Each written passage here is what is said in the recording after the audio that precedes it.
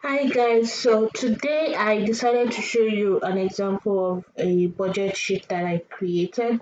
You know that I'm big on budgeting, so I felt, okay, why not just do an example? Let me get your input. Tell me if this budget makes sense. Tell me if it's realistic. Tell me if it's something that can actually be used. So right here on the left side, we have the income, we have the expense. So this budget that I created is actually zero-based budgeting, meaning that we are accounting for every dollar that has come into this person's account as an income. So the income is 7,000, and the first thing we have on the list is debt. So we have credit card, line of credit, car loan or lease, student loan, mortgage, and the total. This person doesn't have any of all these categories except the car loan and lease, and they are paying $400 every month. So there's a total debt of $400 in this situation. Now, the next one is the fixed expenses, and fixed expenses are those expenses that month on month you have to pay them. So they are not negotiable, they do not change, but they are fixed.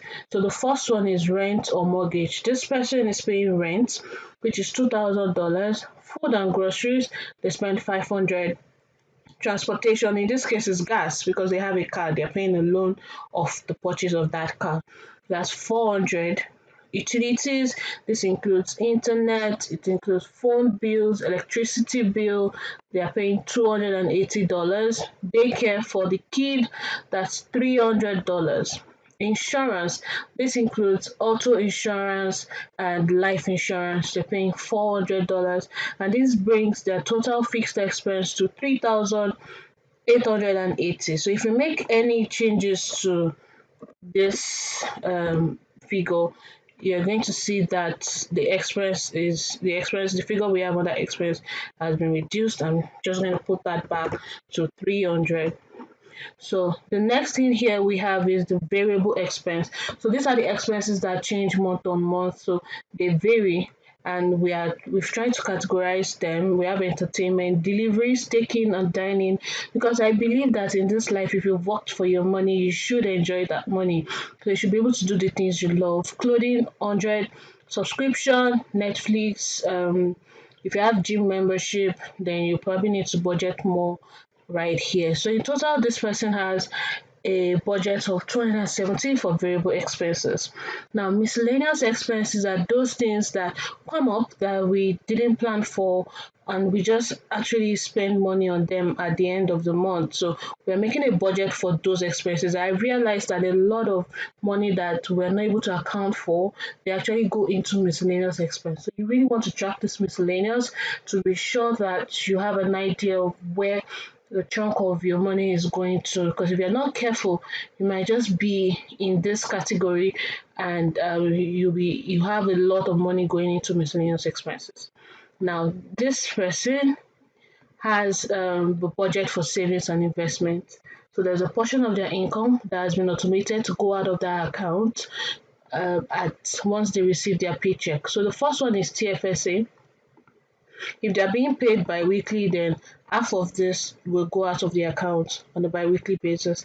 So 500 goes into TFSA, 350 goes into RRSP, then 400 into RESP for the kid, emergency fund in ISA high interest savings account, $200. Vacation, like I said, you really want to have fun because this life is just once.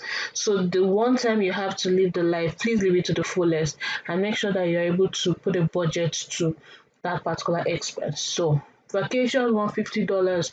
At this stage, you want to keep your vacation expense based on what you can afford. And the next one is new home.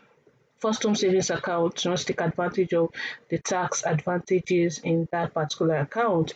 So they're trying to save up for a new home and a new car. So they just took a car loan. So they are not actually trying to get another car. So the budget is zero. In total, this person has savings and investment on a monthly basis of $1,800. Now, budget buffer means if anything were to change in all of these categories we have, you have this 150 to pad these changes up so that you're still on track. Because really things happen, and then sometimes we overshoot our budget by a few dollars or so. Now the savings rate of this person, when dividing their total savings and investments by the total income that they are making, they have a savings rate of 25.71%, which is not bad. The debt to income rate is also 6%, which is not bad. That means the amount of their income that they are using to service their debts is 6%. This is reasonable to me. And so let me know, is this budget realistic? Do you think a person having a net income, so this income is after tax income, having a net income after tax and every other mandatory deductions. So if this person has a 7,000 budget, 7,000 income, is this budget realistic? Tell me where you'd make a change or you'd switch up one or two categories. I would love to know what you think about this budget sheet. And one, if you want this a blank one that doesn't have all of those figures, please let me know in the comment section and I'll send it across to you.